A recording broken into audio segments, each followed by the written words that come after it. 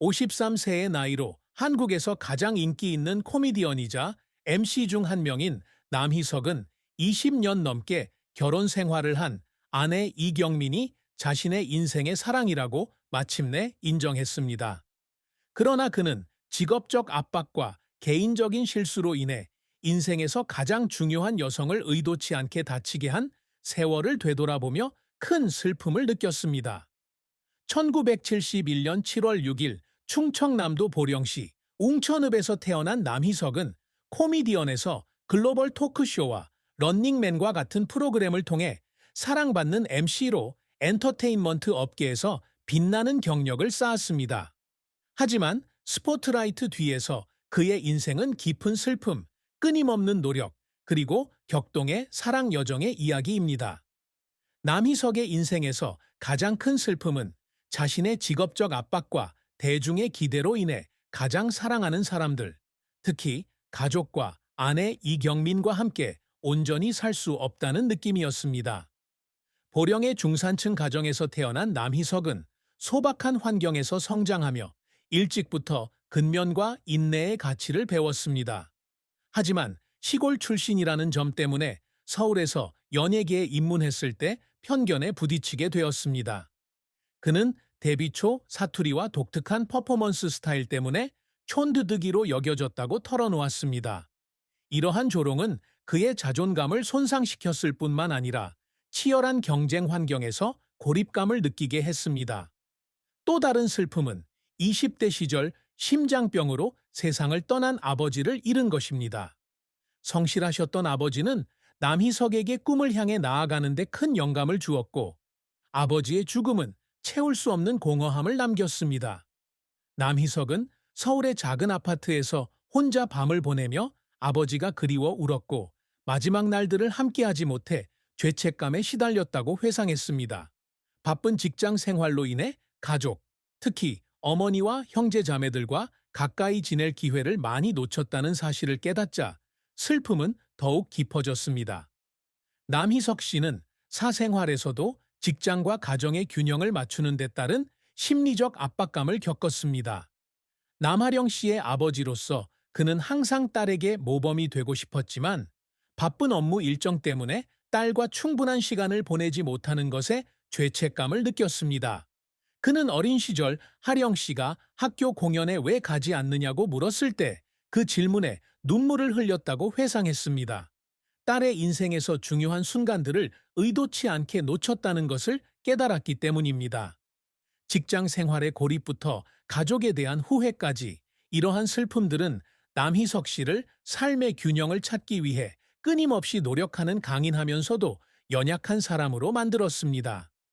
남희석의 비극적인 최후는 단순한 육체적 죽음이 아니라 삶을 되돌아보며 자신의 삶을 추구하며 무엇을 잃었는지 깨달으며 남긴 깊은 슬픔이었습니다. 53세의 이경민이 자신의 사랑이었다고 고백했을 때 그는 깊은 후회를 느꼈습니다. 두 사람이 함께한 세월은 사랑으로 가득했지만 고난이 없었던 것은 아닙니다. 일과 명성의 압박감 때문에 아내에게 감사하는 시간을 충분히 갖지 못했던 남희석에게도 한때는 큰 다툼이 있었습니다. 영화나 공연 때문에 집을 비우는 경민에게 실망감을 느낀 남희석은 경민과 크게 다툰 일화를 들려주었습니다. 경민이 우는 모습을 본 남희석은 자신이 인생에서 가장 소중한 사람을 의도치 않게 다치게 했다는 사실에 눈물을 흘렸습니다. 뒤늦은 고백은 화해를 가져다 주었지만 동시에 지울 수 없는 아픔을 남겼습니다. 더 일찍 그녀를 사랑했더라면 더 행복했을 시간을 떠올리며 남희석의 슬픔은 팬은 물론 연예계 동료들까지 많은 이들의 마음을 울렸습니다. 런닝맨에서 그가 삶의 고난을 털어놓자 시청자들은 깊은 공감을 표했고 아버지를 잃은 슬픔과 아버지이자 남편으로서의 부담감에 대한 그의 이야기를 듣자 많은 시청자들이 눈물을 흘렸습니다. 코미디언 김영철과 김숙을 비롯한 동료들은 남희석이 시청자들에게 웃음을 선사하기 위해 항상 자신의 고통을 숨기는 예민한 마음을 가진 사람이었다는 평을 남겼습니다. 한 오랜 팬은 소셜미디어에 남희석의 이야기는 다른 사람들에게 기쁨을 주는 사람들조차도 깊은 슬픔에 직면한다는 것을 상기시켜주며 그의 회복력은 모두에게 귀감이 된다라고 글을 남겼습니다. 시청자들의 눈물은 남희석을 위한 눈물이 아니라 그의 고난이 자신의 삶의 고난을 반영하는 모습을 보며 자신을 위한 눈물이기도 했습니다. 비극적인 결말의 또 다른 측면은 남희석이 밝고 낙관적인 대중 이미지를 유지하기 위해 자신의 일부를 희생해야 했다는 느낌입니다. 코미디언으로서 그는 최악의 날조차도 관객을 웃게 해야 한다는 압박감을 항상 느꼈습니다. 그는 무거운 마음으로 무대에 올랐지만 관객을 실망시키지 않기 위해 여전히 웃어야 했던 날들이 있었다고 털어놓았습니다.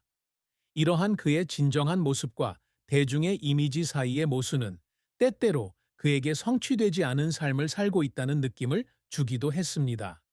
그가 경민에게 사랑을 고백할 때 그것은 사랑의 선언일 뿐만 아니라 뒤늦은 사과이기도 하며 수년간 명성의 소용돌이에 휩쓸렸던 그가 다시 자신을 찾는 방식입니다.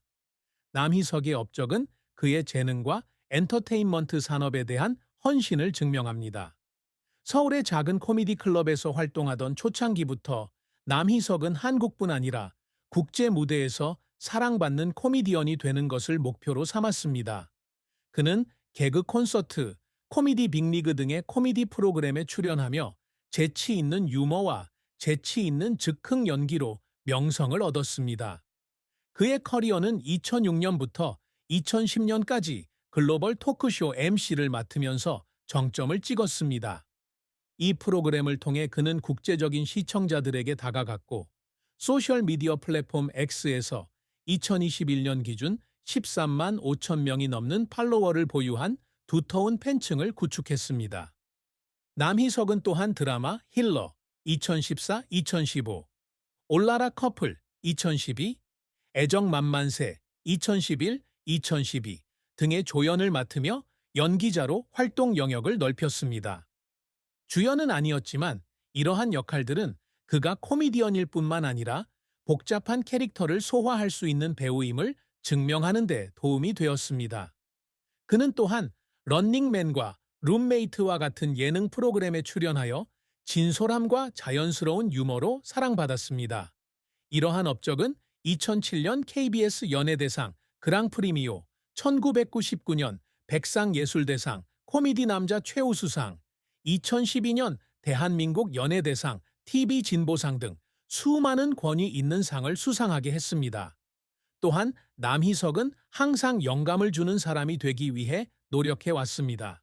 그는 보령에서의 힘겨운 초기 시절부터 서울에서의 성공에 이르기까지 TV 프로그램과 소셜미디어를 통해 자신의 이야기를 정기적으로 공유하며 젊은 예술가들의 꿈을 응원합니다.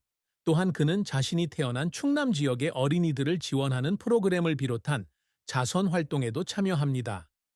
2022년 보령 해양머드 엑스포 홍보대사로 위촉된 것은 고향을 국제무대에 알릴 수 있는 중요한 이정표입니다. 그는 자선 행사에 참여하는 아이들의 미소를 보는 것이 자신의 가장 큰 성취 중 하나라고 말하며 이를 통해 자신이 경력을 시작한 이유, 즉 다른 사람들에게 기쁨을 주는 것이 무엇인지 다시금 깨닫게 된다고 밝혔습니다. 남희석 씨는 또한 남하령 씨에게 롤모델이 되는 아버지가 되고자 합니다. 바쁜 일정 속에서도 그는 항상 딸에게 정직, 근면, 연민과 같은 가치관을 가르치기 위해 노력합니다. 그는 하령 씨가 아버지처럼 친절한 사람이 되고 싶다고 말했을 때가 가장 자랑스러운 순간 중 하나라고 말했습니다. 크고 작은 이러한 성취는 세상에 긍정적인 영향을 남기려는 남희석 씨의 끊임없는 헌신을 증명합니다. 남희석의 사랑과 결혼은 그의 인생에서 기쁨과 깊은 슬픔이 뒤섞인 감동적인 한 장이었습니다. 그는 연예계에서 공통의 친구를 통해 만나 2000년에 이경민과 결혼했습니다. 똑똑하고 회복력이 강한 여성인 경민은 남희석의 경력 내내 그의 든든한 버팀목이었습니다. 그들은 2003년에 태어난 딸 남하령을 두고 있으며 서울에서 함께 단란한 가정을 꾸렸습니다. 그들의 관계는 남희석이 결혼 10주년에 경민을 위해 깜짝 파티를 열어준 것과 같은 낭만적인 순간들이 있는 오래가는 사랑 이야기로 묘사됩니다. 그러나 그들의 결혼 생활이 항상 순탄했던 것은 아닙니다. 촬영장에서 긴 하루를 보내고 긴 출장을 다니는 남희석의 경력에서 오는 압박감은 경민을 때때로 버림받은 것처럼 느끼게 했습니다. 그는 몇 달 동안 집을 비운 후 집에 돌아왔을 때 경민이 조용히 집안일을 하는 것을 보고 죄책감을 느낀 적이 있다고 말했습니다. 결혼 15주년을 맞은 어느 날 경민은 울면서 항상 일로 바빠서 혼자 사는 것 같다고 말했습니다. 그 순간 남희석은 자신이 가장 사랑하는 여자에게 의도치 않게 상처를 주었다는 것을 깨닫고 눈물을 흘렸습니다. 하지만 경민은 그의 경력 초기부터 스타가 되어가는 시련까지 항상 그의 곁에서 그를 지지해 주었습니다. 남희석의 연애에서 또 다른 슬픔은 그가 전성기를 누리던 시절에 자주 들끓었던 불륜설이었습니다. 확실한 증거는 없었지만 이러한 불륜설은 경민에게 상처를 주고 두 사람의 신뢰를 무너뜨렸습니다. 남희석은 아내를 그런 소문으로부터 지켜주지 못해 무력감을 느꼈고 가족에게 상처를 준 것 같아 혼자 앉아 울기도 했다고 털어놓았습니다. 하지만 경민의 인내와 사랑은 두 사람이 이러한 어려움을 극복하는 데 도움이 되었고 53세의 나이에 경민이 자신의 삶의 사랑이라고 고백했을 때 그것은 두 사람의 관계가 얼마나 강한지를 보여주는 증거였습니다. 남희석과 경민은 소통과 이해를 통해 갈등을 극복하는 법을 배웠습니다. 두 사람은 제주도 여행부터 집에서 조용히 보내는 저녁 시간까지 가족 여행을 자주 계획하며 관계를 다시 연결하고 강화했습니다.